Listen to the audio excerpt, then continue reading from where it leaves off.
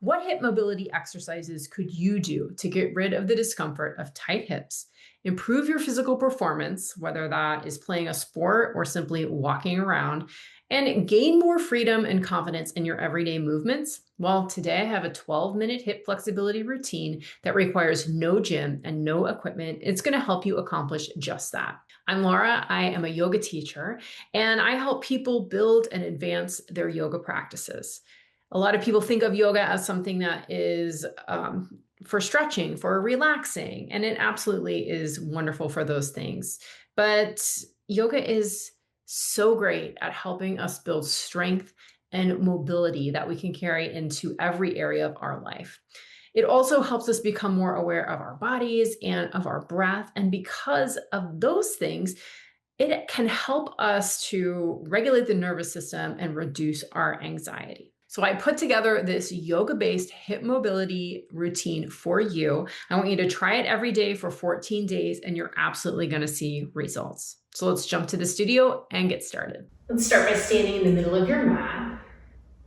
This is mountain pose Tadasana. We're going to ground our feet into the earth, feel the base of the big toe, the base of the pinky toe, the center of the heel, all pressing into the earth.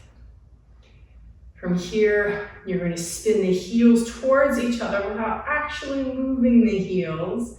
Lightly pull the belly button in and up, and then inhale the shoulders up to the ears and let them fall down the back. Feel the crown of the head rising to the ceiling.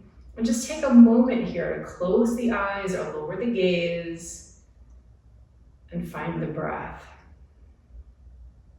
Breathing in and out through the nose.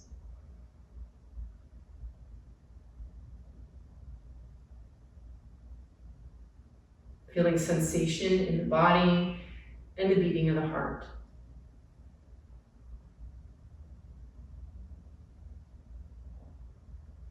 From here, let's step wide on our mat. The toes are turning out, and we're going to lower into Goddess. Hands can be at heart center here. And what we're just trying to do is to start to feel some opening through, especially the inner thighs. And pay attention to the knees here. And I want you to think about moving the knees back in space, not by moving the knees themselves necessarily, but by activating from the outer hip. So you think about how you have this nice big long bone in the thigh here, and it connects into the pelvis.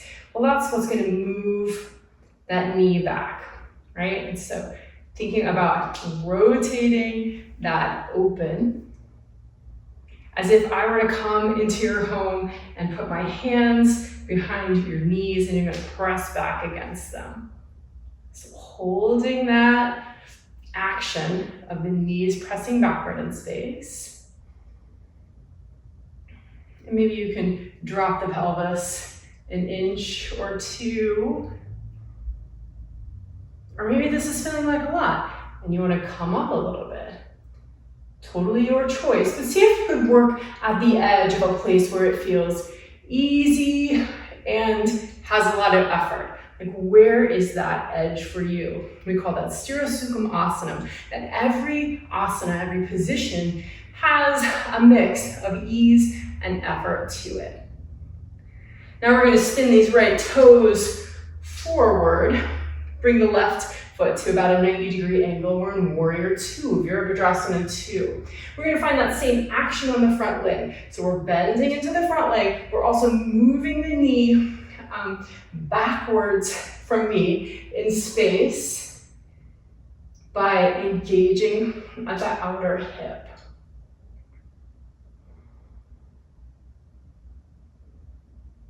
If you're feeling comfortable here, you can also start to pull the heels together without actually moving the heels. It's going to help you turn on the inner thigh. So when we're working with the hips, we're working with the front of the hips, the back of the hips, the inside of the hips, the outside of the hips. And then you also have some rotator muscles that live underneath the glutes as well. So anytime we're working hips, we're trying to work all 5 of those parts. And a lot of the movements that you'll see in a yoga class are going to address more than one of those. Actually, all of life movements are going to address more than one of those. You're never really isolating one muscle specifically. It takes your whole hips to walk around. All right, now we're going to move into triangle pose. Here in triangle, you're just getting really long with the spine and supporting the weight of the upper body with the obliques, the side body here. And you don't have to really go way over. You'll feel that. And I want you to find any sensation that you can in the legs. Now we're moving into side angles. We're bending into this front leg. And then we're going to rest the right arm just nice and light as we reach up. Again, finding that same action of moving this knee backwards in space.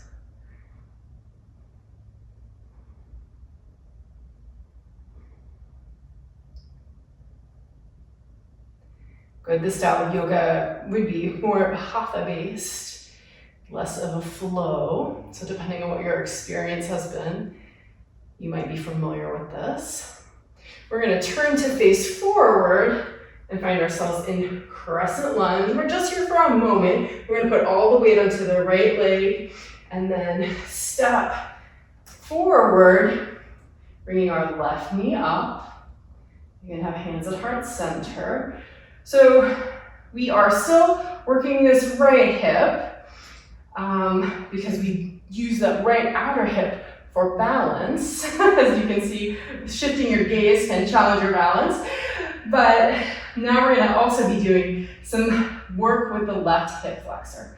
So straightening out the leg here. Now, you might not be able to lift the leg as high as I can, or you may be able to lift the leg higher than I can. But what I want you to do is find a place where you're feeling work, right here in the front of the hip.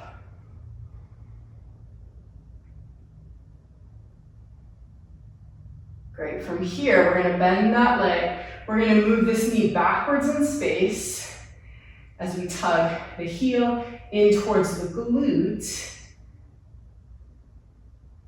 So you might feel some stretch in the front of this thigh, and definitely I want you to feel some work in the glutes and the hamstrings here. This is a variation on dancer Natarajasana.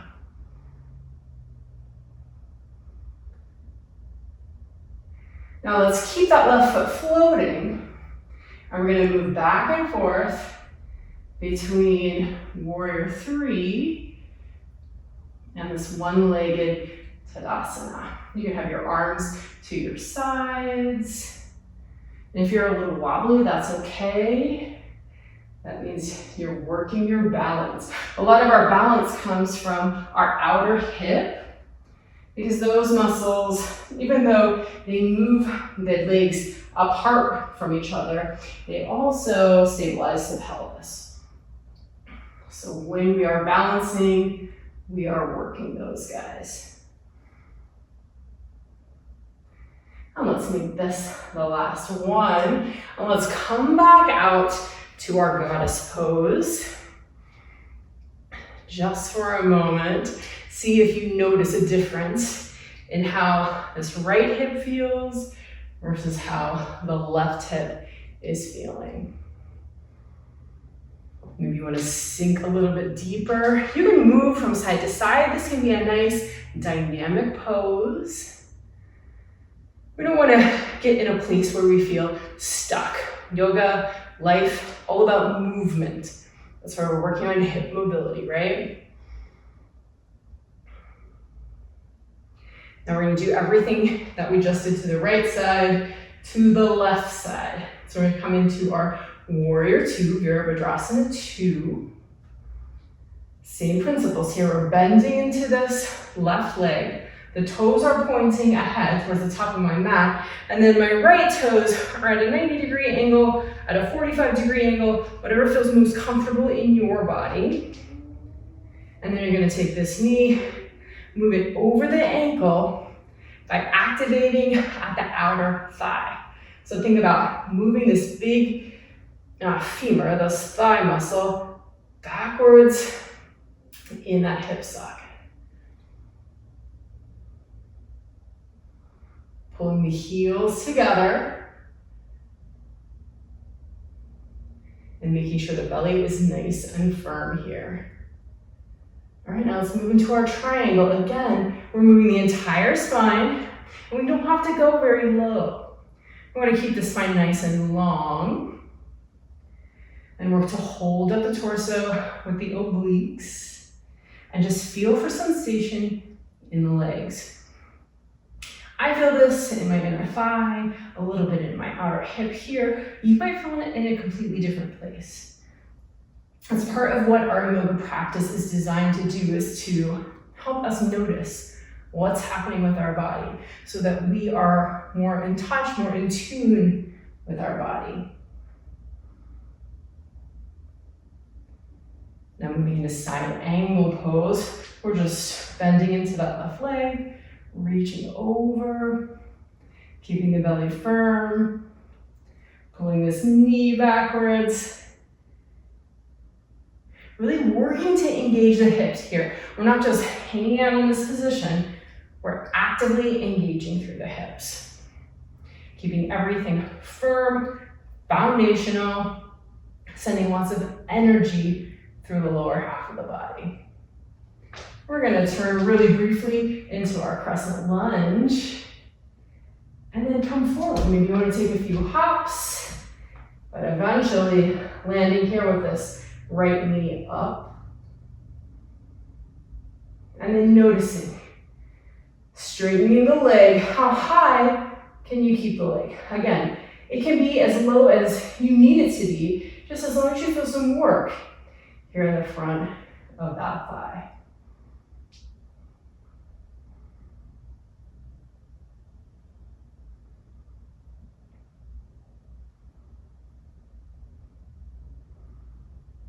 Let's bend into the leg. Take this heel towards the glute, squeezing there, and moving this right knee back in space, finding this version of Natarajasana, dancer's pose. Keeping that squeeze going on. This is us working the back compartment of the hip. And then releasing, but keeping that right foot floating. And now we're gonna come forward and back into our Virabhadrasana III. Warrior III. Avoid the temptation to open up the hips here. Like sometimes I want you to keep the hips open. I want you to keep them as level and as pointing towards the ground as possible. Stabilizing this movement with the left outer hip. Let's do one more like this.